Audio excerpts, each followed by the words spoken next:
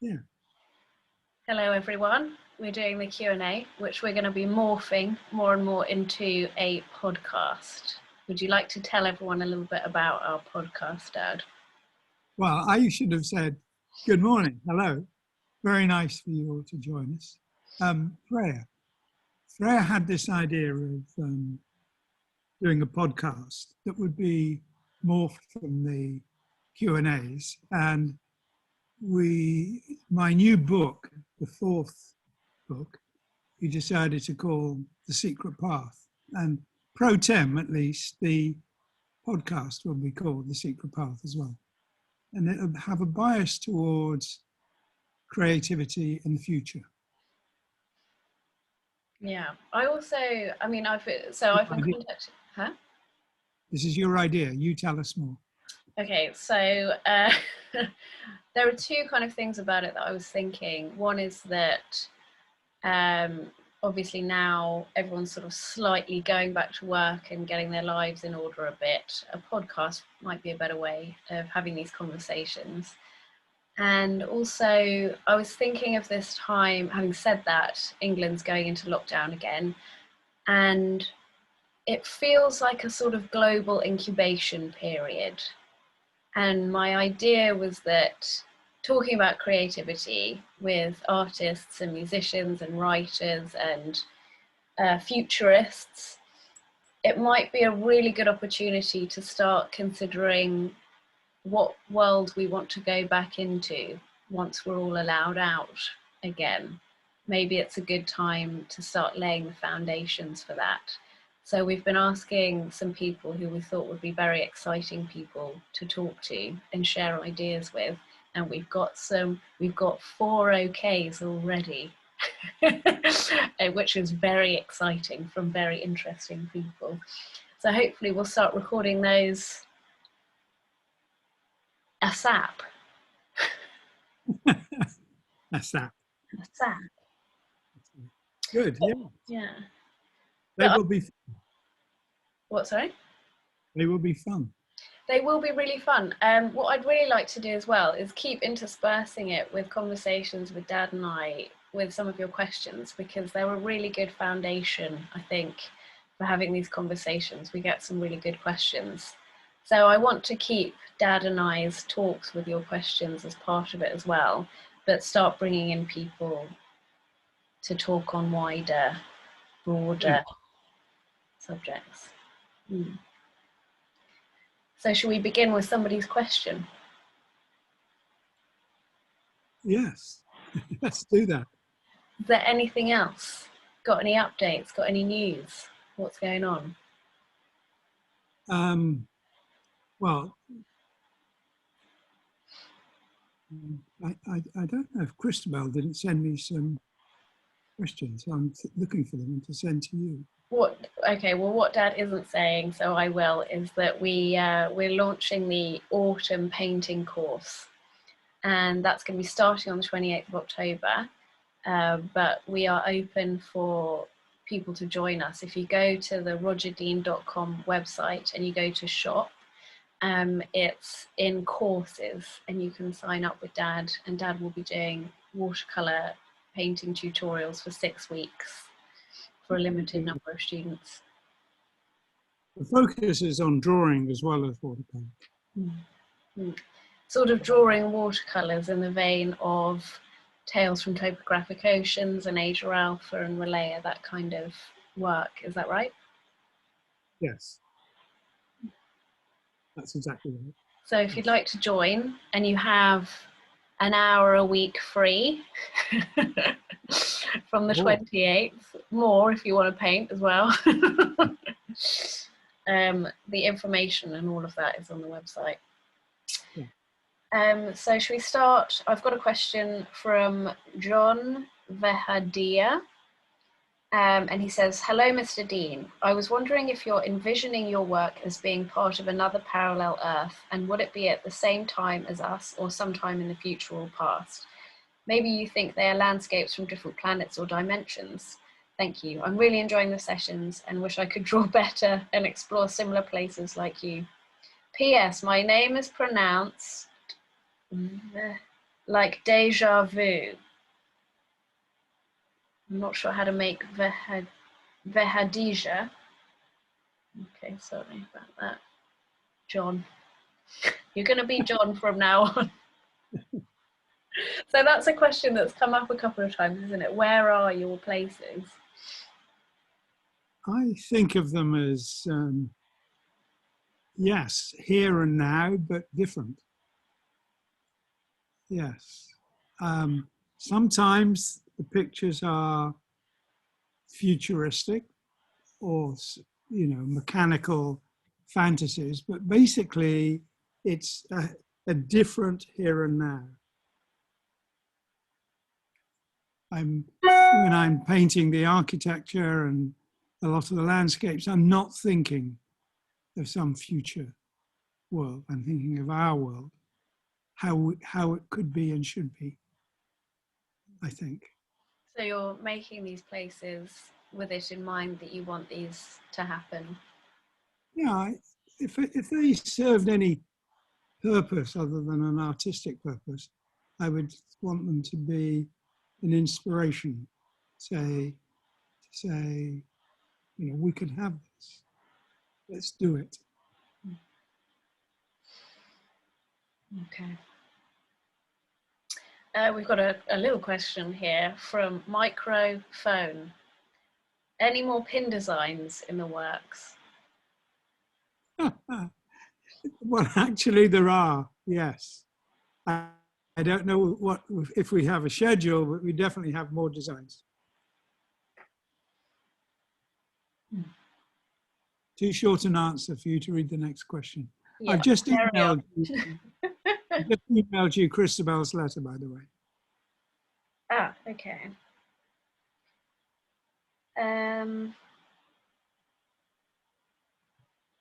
Okay, so this question is from Stew Flies. He's written loads of great stuff that I'd like to get into, but I think we'll start here.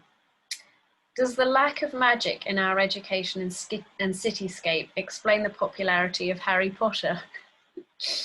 J.K. Rowling's phenomenon started at a grassroots level, and as such, it is not the same as every kid's satchel portraying a Disney princess / Marvel superhero, which are pretty obviously popular because the marketing possibilities driving these films have been expertly thought out. The magic contained in these films is commodified rather than being the environment as it was at your school.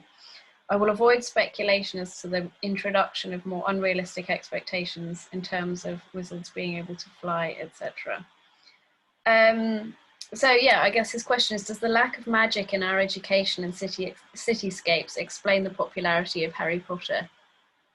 And I guess by extension, a lot of sort of children's books maybe about magic. Well, it might do, because there is a very solid tradition of books which have a magical theme, from Lord of the Rings, Narnia, Wizard of Earthsea. It's a solid thing. But I would address this as two separate questions. I think there is a desire for magic, and I would say differently. I think it's there if you look. Not in the way that it's portrayed necessarily, but it is there. But our cities, sadly, are very bereft of magic. They're very bereft of humanity. And I think the question is, we shouldn't be there desiring an alternative magic. We should be desiring a rethink of our cities in a major way, so that they have that quality of magic and interest and humanity that they sadly really lack now. And I would say we never did celebrate the life of Ken Robinson, who sadly died this year. Yeah. But he was an incredibly interesting thinker about creativity and education. You can see his talks on TED. So look up Ken Robinson TED and see what he has to say. But I do think we need to think slightly differently about our education too. And our school education, not just slightly differently, but massively differently. So I would say, yes, our cities and our education need more magic rather than needing us to find the alternative to them. We need to demand more humanity, more interest, more creativity, and just altogether a better place to live.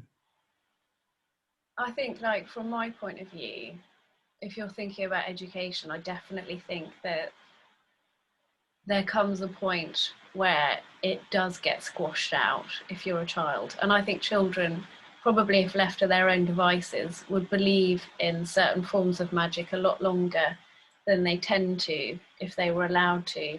I went to a Steiner school and the kindergarten was absolutely magical. There was nothing sort of artificial allowed at all. All the toys were wooden. It was like all silk and cotton fabrics and crystals and candles, and we all like made food for lunch, and no one was allowed like crisps or sweets or plastic anything. I think we weren't even allowed pens till we were about 13. and and and that was really, really magical. And even now, like when I see, because it's got a very distinctive aesthetic, even now when I see rooms painted with that sort of watercolor wash or those sort of colored fabrics, it reminds me of just that total indistinction between reality and magic. And the simplicity of those toys was supposed to elicit that feeling of you being able to create anything from that. So you'd have a green fabric and that would suddenly be hills, and a blue one and that would be a river. And, you know, there wasn't this sense of, well, that's not realistic looking, so it's not a real place, because it absolutely was. And then I went to a normal school, and then it sort of hits you: plastic chairs, plastic cartons with your name written in some sort of, you know, basic font, and everything in primary colours in a, you know, block building. And then that's a really harsh reality. It's sort of like a second birth. You go from this kind of lovely, woomy, soft place into this hard, metallic, noisy, you know, crunchy, crinkly place. And I think, huh? Forwards several times. What? You went backwards and forwards several times, didn't you? Yeah, I did. And so, and also, like, Mum taught at a Scientology school for a bit. She's not a Scientologist, but she did teach at one. And that was really interesting as well, because that was another totally different way of doing things. And if I was going to say anything for them, one of the things that they did was very like what Ken Robinson talked about, was you didn't have classes in age groups. You had separate classes where a child would move up once they'd kind of accomplished that, or they'd do another year. And because different children were good at different things, there wasn't a stigma attached. Because, you know, one child might not be very good at art, but they'd be really good at maths or drama, and everyone had different capabilities, and no one was sort of critical about it. And I thought, well, that's as Ken Robinson said. And what it also meant was every child, you know, there was sort of no one left behind when the year group went up. Everyone just got done what they had to get done and moved up at their own pace with everything.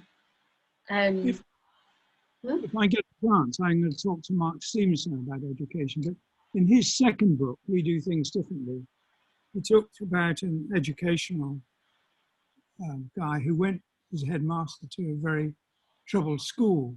And he found that children acting as tutors to each other, those with strength helping those with weaknesses, worked better than teachers intervening all the time. But we should go there. But there was, I must just finish talking about Ken Robinson with what I thought was a very lovely anecdote. And I'm not sure if it didn't refer to a little girl called Alice. Do you remember? She was painting and hiding her painting. And she was painting away like this. And her teacher said, "Oh, Alice, what are you painting?" And she said, "I'm painting God." And the teacher says, "But nobody knows what God looks like." And her reply was, "Well, they will in a minute."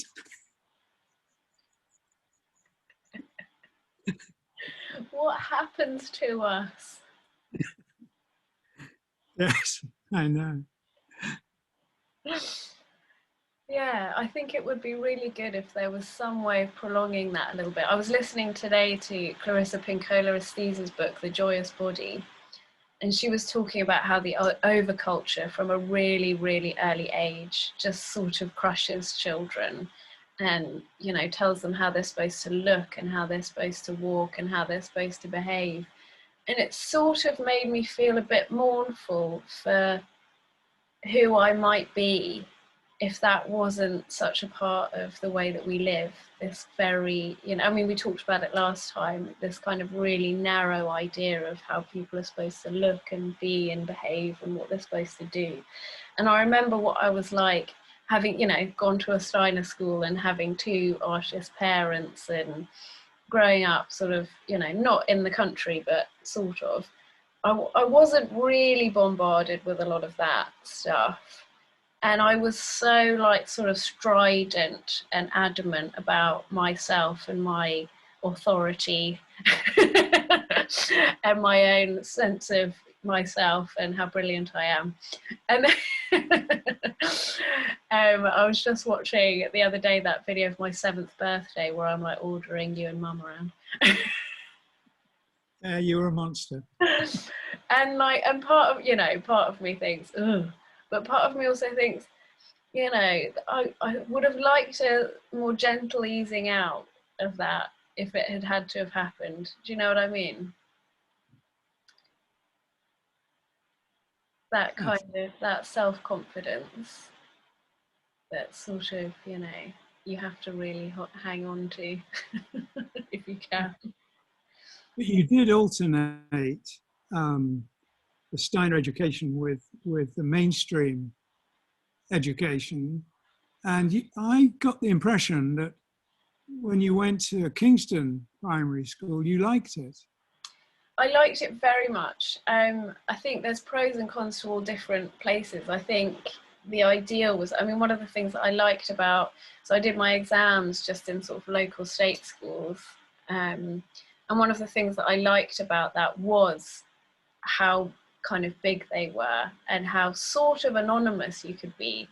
You know, you could kind of make friends from different classes and you could evolve and, you know, try out different versions of yourself and get to know different people. Whereas the Steiner system is, you're sort of in the class of people that you're in from when you're 4 years old to when you're 18. And they do this thing where they sort of teach you to who you are. They sort of want to bring out your individuality, and they've got the time and the space for that because they're small classes. But the problem with that is, I think on the one hand it's great because if you kind of get established as something that you're comfortable with, then you can take that through, but it leaves no room for evolution. Because if you're at 4 years old the sort of quiet nerdy one or the loud annoying one or whatever it is you are, then that's what you're going to be till you're 18, and there's very little opportunity for testing anything different. No reset. There's no reset and there's no slack in the rope for trying things out. Whereas if you're in a big sort of school, you know, where there's people coming in and out, you can sort of be like, do you know what, I've sort of had enough of this sort of way that people see me. I'm gonna shake it up a bit. And we probably all revert eventually to what we were like when we were 7, but I hope. I'm working on it. But I think it's good to try the things out. I wonder what the ideal would be. Something flexible and on a kind of relatively big scale-ish, but also somehow managing to keep that magic community feeling. I think it's about age. I think the Steiner system worked very well when you were very young. It was a much more gentle introduction to school. Mm. Anyway, we should move on, see if there's any more questions. There are more questions. Okay, so this is from Isotope. My question for Roger is, Are you still looking to revive Paper Tiger, and did you ever meet Tim White, whom you published? What was he like, and what technique did he use? Thanks, Christopher Pell. Well, we are thinking of reviving the publishing companies. And yes, I did know Tim White very well. I liked him very much. And he was a very good painter. He worked with me on a War of the Worlds project with 2 other artists. And we collaborated. I did the drawing and he did the painting. And that was fun. And I worked with him because he was very good at painting. Yes, I liked him. So was he the one who painted those sort of big red mechanical alien creatures with the long legs? That was his painting. That was my drawing, his painting. Richard Clifton Day also did some of those. Mike Emden also did some of those paintings. Yeah. Amazing. And what happened to that project? Complicated. I was working with Jeff Wayne on the project, and then Hubert took over the negotiations, and for whatever reason, Jeff Wayne's father took over the negotiations from his side, and I think Jeff Wayne's father had a basic attitude that we shouldn't do a collaborative project, they could pay for everything and get the whole job done for 150 quid. I think I'm quoting him on that, but I may be doing him an injustice. In any event, it fell apart. And the point I made to Jeff Wayne was that they weren't paying anything. We were meeting our own costs, and it was a collaboration. And they would have got the same money for the record as they did with or without us, but we would have done it as a parallel book like we did Pentateuch. But in any event, Jeff Wayne's father and Hubert couldn't come to a deal, and we stopped working on it. And then later I had a very good story called Breakout, which those particular paintings were 80–90% of them were perfect for. And we put that together, and we talked to Dino De Laurentiis about doing a joint production for it. And he was asked to put it on hold by, because they thought it would clash with the War of the Worlds film they were doing, although it was a completely different story with Tom Cruise. So all I can say is that it's on the back burner. If I have my way, it will one day happen. But it won't be War of the Worlds. It'll be a completely different story. What about Paper Tiger? Well, when you were in England, we set up a new publishing company. It wasn't going to be called Paper Tiger, but it would include a lot of things that were with Paper Tiger. And I think we'll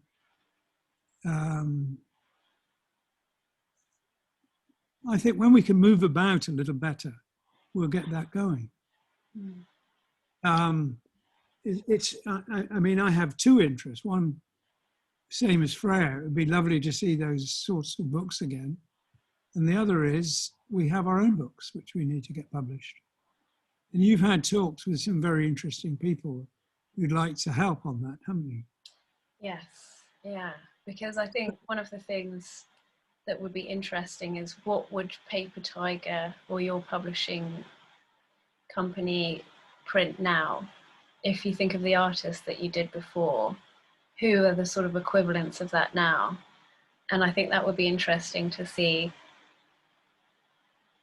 Well, the point about it back in the day when we did it, there was nothing else remotely like it out there, nothing. Now there is more like it, and there's more alternatives to books, so it would be different. It would have to be different. And of course, you've got several generations of people, you know, it's moved on a bit, and there are, I suppose you'd have to say there are a lot more skilled artists out there now than there was. I mean, I think there's still that same gap in the publishing world that allowed us to be very successful back in the mid-70s. I mean, the generation thing is something interesting as well, though, because one of the things that we were talking about is a lot of the people we want to get on our podcast are people that you've worked with before or you've worked in the industry with, and their children are now doing it and are very good.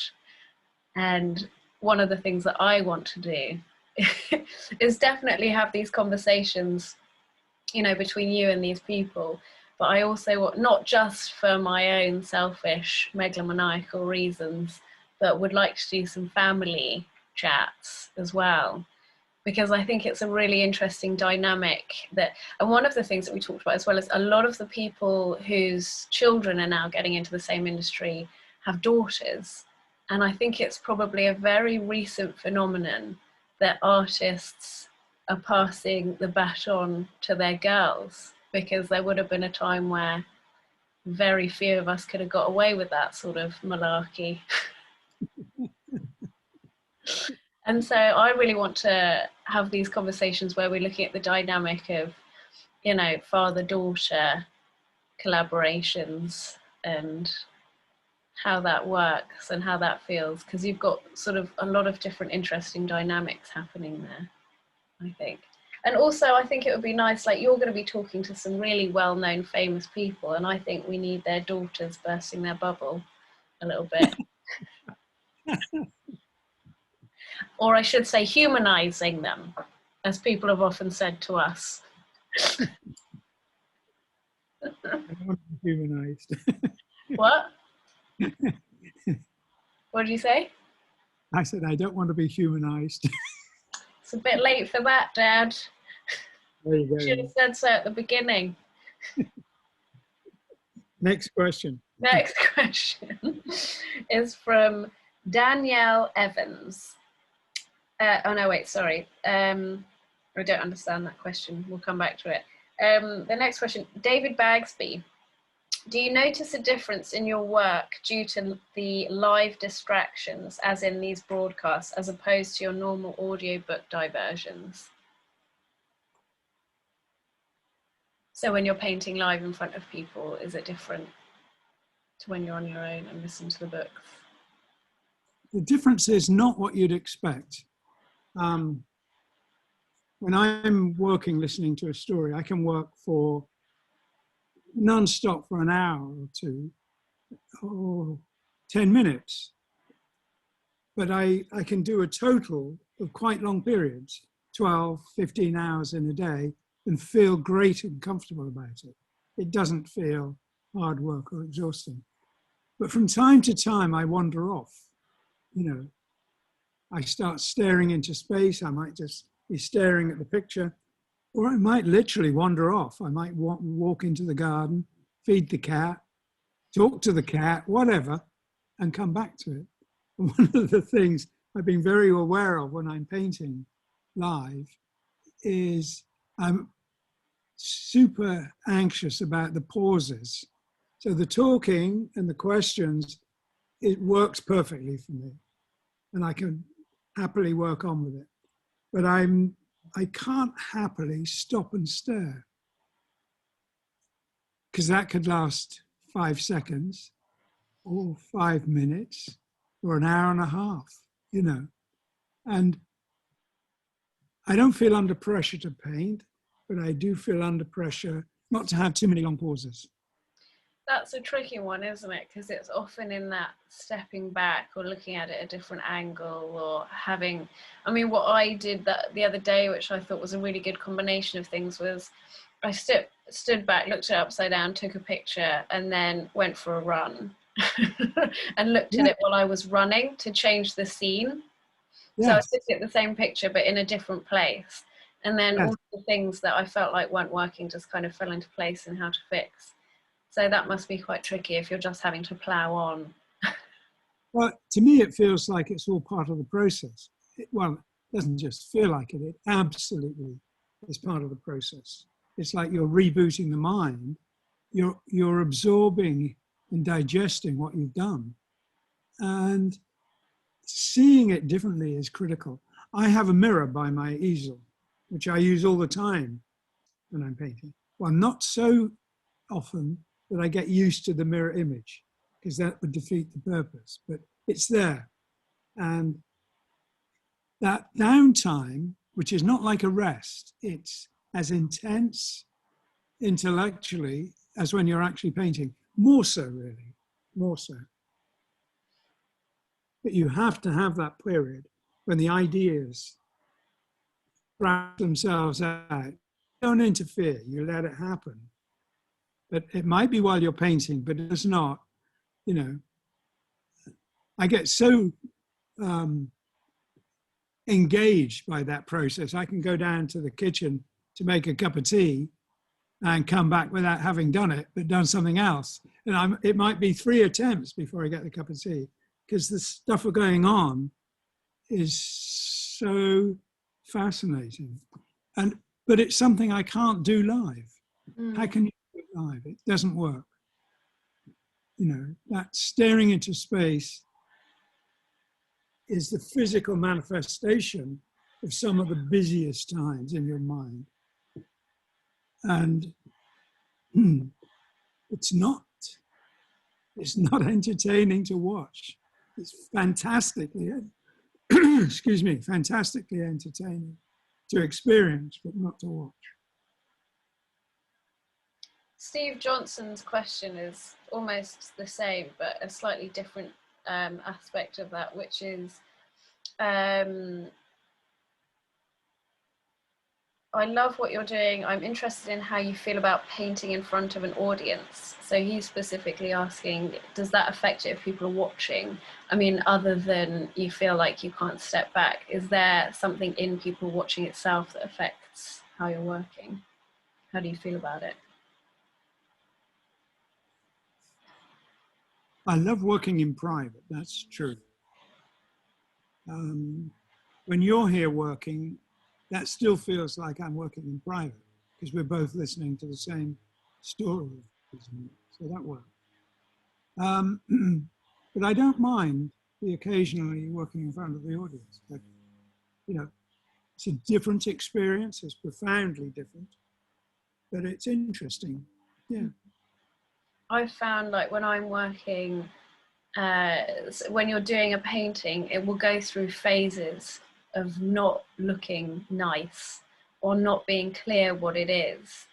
And I'm still quite neurotic about that. So I find one of the differences if I'm painting live, or if I'm painting something in time lapse where I'm making a record that I'm going to publicize of the whole process, I feel much more self-conscious about those aesthetically displeasing moments. So rather than probably doing the natural thing of letting it evolve and have patchy areas and, you know, layer it up, I'll try and work on something so you can see where it's going all the time, so it's always looking like something you'd want to see. You can get an idea of where it's going. And I would say that probably affects the outcome.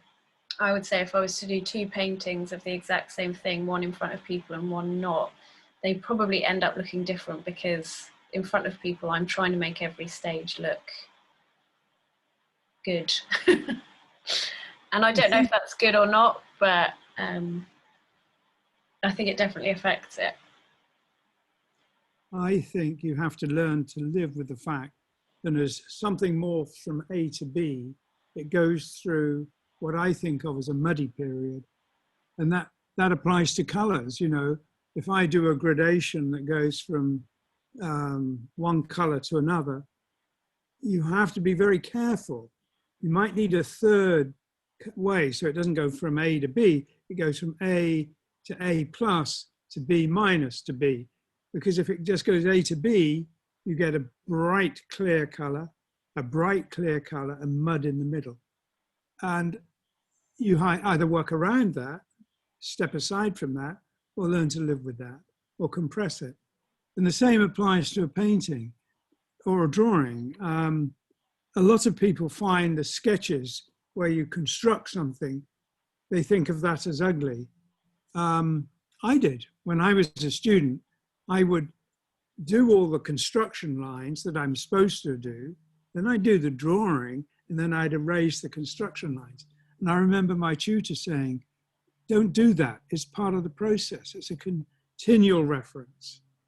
And he was right. And I've learned very much to embrace that. It's part of the process. It's part of the excitement of the process too. So it is something you must come to terms with. I feel like that's my age 11 to 15, is that sort of aesthetically displeasing area I would have preferred to have not done in public, but I'm trying to come to terms with. See, that's an incredibly subjective view. I don't think so. You should recognize it as wonderful. Well, it was that muddy phase where I was getting from childhood to adulthood, I guess, that had to just happen. It was what it was. I'm going to leave the drawing lines in. You have to realize that absolutely everybody does that. So I'm just saying, would have been good if I could have edited that out. Anyway, next question. So this question is from Jerry Moran, and it says, what do you think of the distinctions that are always made between art and illustration? It seems to me that the concept has always taken precedence over the execution of the idea. Norman Rockwell was always dismissed as a mere illustrator. When he painted for the Saturday Evening Post, as if all the imagination lay in the short stories and articles he illustrated and not in his interpretation. Surely that's like saying the old masters were merely illustrators since they sourced folklore, literature, and the Bible to paint from. What a great point. Well, of course, a lot of people in the art world do think of the old masters as merely illustrators, and it's a profound ignorance, really. I think there's great art, good art, not so good art, and embryonic art. I don't think there's different categories. People might abuse their talents in different ways, but I think the notion that figurative art is merely illustrative is profound cultural ignorance. And yeah, it's great art doesn't come without great skill and great craftsmanship. And I think it's all storytelling, isn't it? Well, art is self-contained. It is what it is. It can be narrative. Mine sometimes is has a very strong narrative element. But it's part of what engages you and keeps you reverting back into the world that you've created. Is there that narrative element pulls you in and takes you along and lets you go in a certain way. It is an added element of the art. Yes, I think the world is on an interesting track at the moment. You know, it's over 100 years since, and I've said this so many times, it's 104 years since Marcel Duchamp illustrated a urinal, entitled it The Fountain, and signed Our Mutt. The original, by the way, he never even bothered to collect it after the exhibition. So the original of that is gone. Everything, every piece exhibited now is a replacement. I wonder what happened to that banana. Yes, I remember you saying that story. But ever since, you can't keep reinventing Excuse me, today I'm a bit struggling with my voice. But if you say anything can be art, you don't have to define it any more than that. It's a poetical notion. It was a Dadaist idea, and it's been the mainstream of modern art for over 100 years. So my view of it is this: it's profoundly conservative. It is profoundly lacking in content and merit in many ways. And joy. Yes, it's without joy. It's without significance. Sadly, that's the worst thing. It's really without significance. What Marcel Duchamp did had significance, but everything else is a subset of that. Well, we're in danger of going on about this every time for a long time, so I'm going to move on. Go on. Next question is for me. Well, but you can answer as well if you want, Dad. Ed Cadera asks me, Freya, do you think you would have become an artist if your father was a bricklayer or a politician? Is it genetics or environment? And I was thinking about this today, and it reminded me of a quote by Dolly Parton, where she said, if I hadn't been born a woman, I would have been a drag queen. And I think there's a lot of truth in that.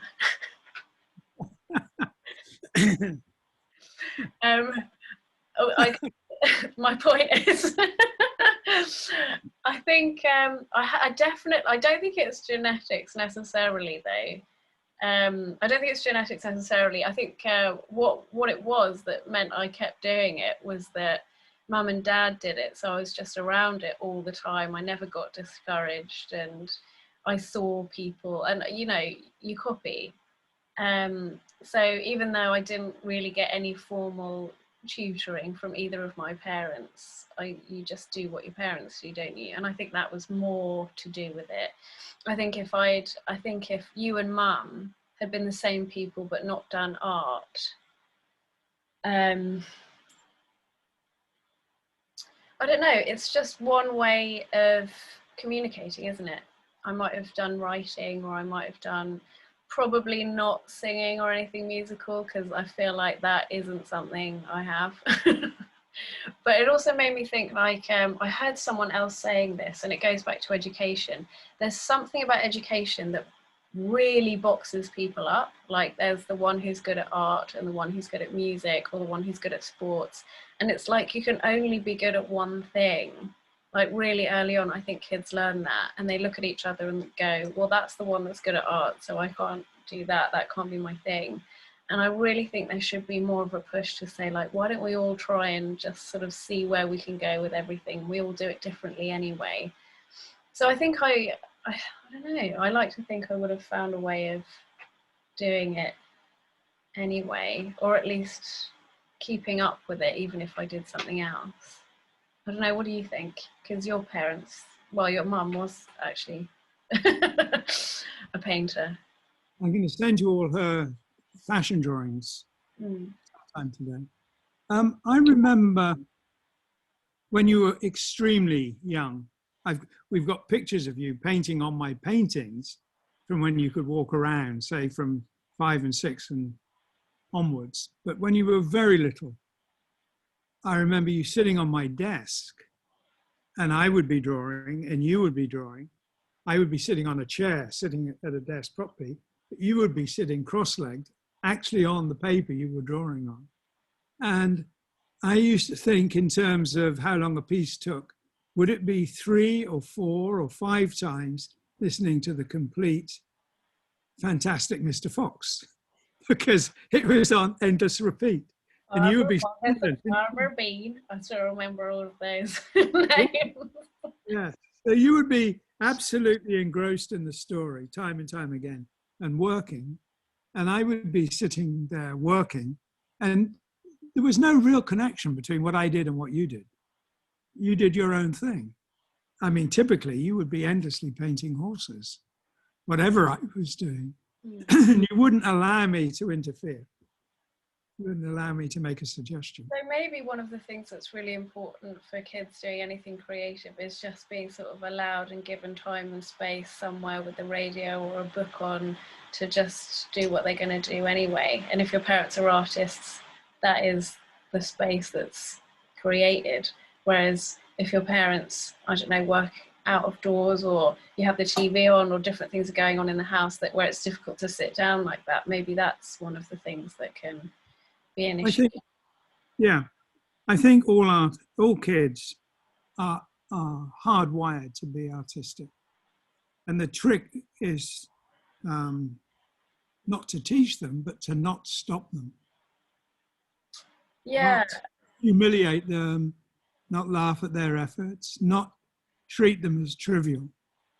And that is as important in school as it is in the home. And then going to art school, kids are humiliated and abused. And I It's think there's a not a good process. I really, really think there's a toxic element of competition in schools that absolutely has no place there whatsoever. From my experience of teaching kids, the one thing that's just going to kill their enthusiasm dead is being thought they're going to be compared to someone else. And it's sort of, I think in some things it can kind of work, but actually I've often found like kids don't like competition. Even if they win, someone has to lose and someone gets sad. And actually, like, particularly with art, it's such a sensitive personal thing that if there's any element of someone being better than someone else, and they constantly look at you for sort of affirmation, they notice if you're saying it to one child more than another. So you have to be really conscious of that. And that's not to say you lie and say something's great, you know, but there isn't any lying with that involved anyway, because whatever they do, their own way of doing it is interesting and, you know, lovely, because it's their way of doing it. And I think the one time where I've noticed kids feeling really uncomfortable about doing art is often if their older sibling is also in the room doing it, and their older sibling is very comfortable and, you know, drawing in an accomplished way, they'll often look over and then get very anxious about what they're doing. And I think that's the same thing. It's that element of feeling like there's a hierarchy in creativity. And if you're not one of the sort of chosen ones, then you best just put your pen down. Well, the thing is that people think children are learning to draw or paint. What they're actually doing is learning to see. They're training their own eyes. And what their marks are is essentially symbolic rather than representative. So if a child makes a little stick figure and says that's mum, to the child, their image is of their mum. And it's just a symbol. In the same way as the letters, when they're a bit older, when you write M-U-M, that is mum. And the symbol they draw is mum. It's a symbol and it evokes mum. And you can't say, oh, that doesn't look like your mum, because that is destructive. But you could say, ooh, but your mum is wearing a green dress today. And they can correct that, because that doesn't clash with the symbol. So as long as you accept that the symbol is an accurate representation, because it is a symbol, not a portrait. And then you can tweak it and tweak it and tweak it till they see more. And that's what it's about. It's about, the eye is not a perfect optical instrument. It's a very imperfect one. The brain, on the other hand, is brilliant at interpreting.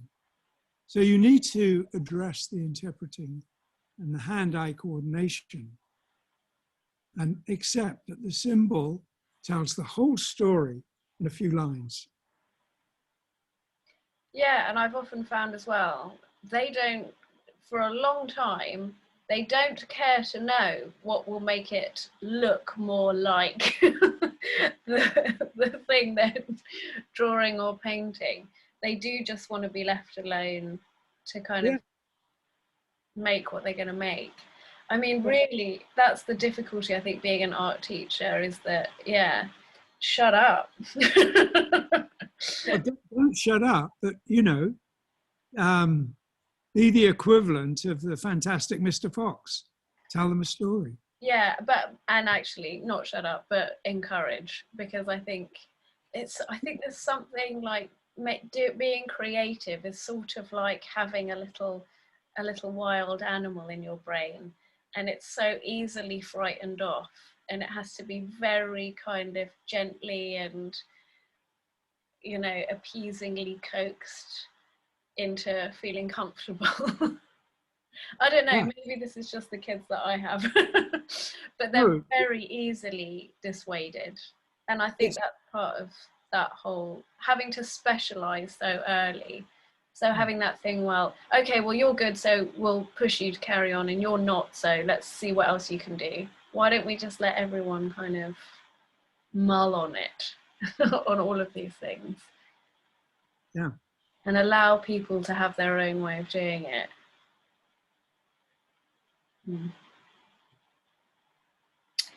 Okay, another question. Alan Basis wants to know, do you draw inspiration from old work? And I think that's going to have to be our last question for this time. Yes. I love going through old sketchbooks. And if I've done it last week, it doesn't matter, because every time I see it differently. And I was going to say it looks to me like it was done by someone else. And the truth is it was done by another me, one in the past, different time. And I love looking at them. And I can look at one and oh my God, I wish, yes, I'd planned to do that as a painting and moved on and never came back to it. So, you know, when I have a painting to do, I'm often thinking about the current input, but there is very often a sort of treasure trove of half-formed ideas from the past, or well-formed ideas for something else entirely that's suddenly seen in a different way. I have done a painting which literally I didn't recognize was a painting I'd already done, but the second painting was at 90 degrees.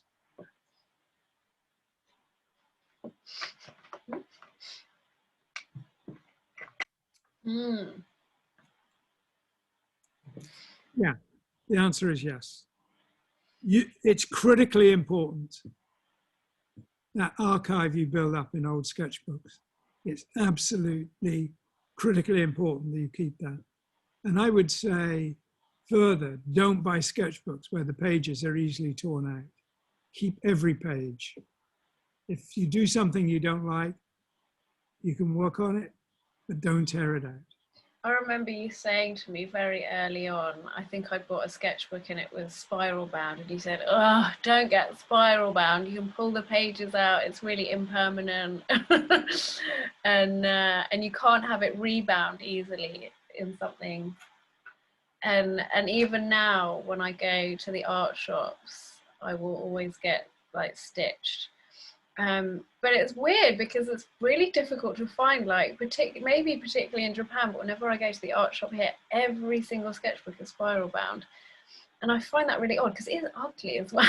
It doesn't look very nice having spiral bound sketchbooks. Whereas if you've got a stitched one, it's got that, you know, a proper spine on it. And you can't, spiral binding doesn't lend itself to be put on a shelf. You can't do it. Sadly, the books that you can buy tend to be a very limited range of papers. And this week, I bought a ream, that's 500 sheets of detail paper, because my local art shop has stopped selling detailed paper. I used to buy it in pads, and the pads would disintegrate as I worked on them. So I've got them bound into books. My sketchbooks are books there. I want this paper and I want it in a permanent book. And the only way I could do it was to get them, buy the paper and get the books bound. I think we're going to have to start a little stationery, aren't we, with certain kinds of sketchbooks? Because yeah, there's sort of certain things, certain ways of working on paper that are just much, much better. Some sketchbooks, like don't know if I've got one here, but it's like, it's stitch bound, it's really heavy watercolor paper, and it's probably only got about 20 pages in it. You can open it right out like that really easily because there's thick stitches through it and it's thick paper, and it closes flat. And there are just some things that are just better, much better to use. And you just sort of think, why isn't everything like this? If there's something definitely better, why all of these other... I've bought watercolor sketchbooks where the pages don't just buckle, but the colour like seeps through to the, you know, it's just, if there's a good way of doing it, why is there so much tut?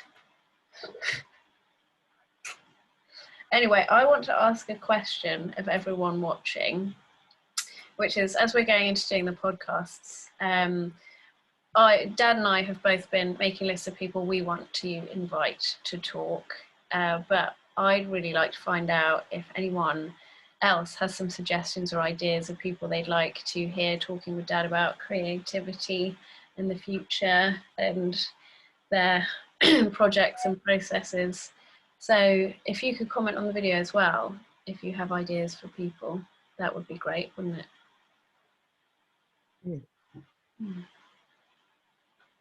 So is there anything that you'd like to say before we go? I think we've done a good chunk of time.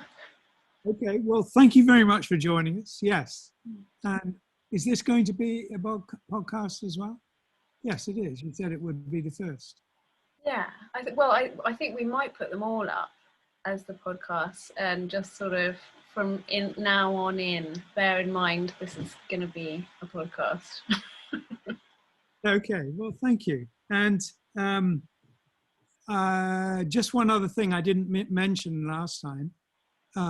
We've got the new calendar out. It's in the shop now. I'm doing an exhibition at Trading Boundaries for the whole of November and the whole of December. And I hope it'll be possible for people to visit. Michael thinks he's going to be able to maintain social distancing. I hope he can. It's going to be interesting.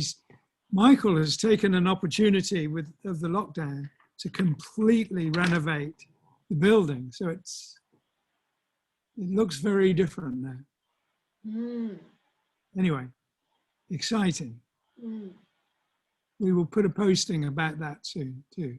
Yeah, so we've got the exhibition, the podcast coming up with some brilliant people who've agreed already. We want to do some more people. We've got the course starting on the 28th if you want to join our course as well. Yeah. I think that's everything, isn't it? I've got to rush off and do I don't know what those little front pages of a podcast are called, sort of logo, title page, whatever. I've got to finish that today. And we're also moving the house. Yes. Oh, yes. Well, we've had to rethink where we're going to put it because there's a badger, very exciting. A badger has decided to take up residence in the original site, which is very symbolic and very, like a very good omen, it seems to me. So we're going to put it in a slightly different site. We can't disturb the badger. No. If ever we see him, we'll take his picture. How do you know it's a him? Sorry? How do you know it's a him? I'm thinking it might even be a family. I don't know. Nice. Well, yeah, thank you everyone for joining and for your questions, and we will see you again next week. Yes, there will be a lot of questions we didn't get around to, so apologies, and thank you. Even if we don't get around to them, please keep sending them. Yeah. Okay. Thank you. Thank you, everybody. Bye-bye.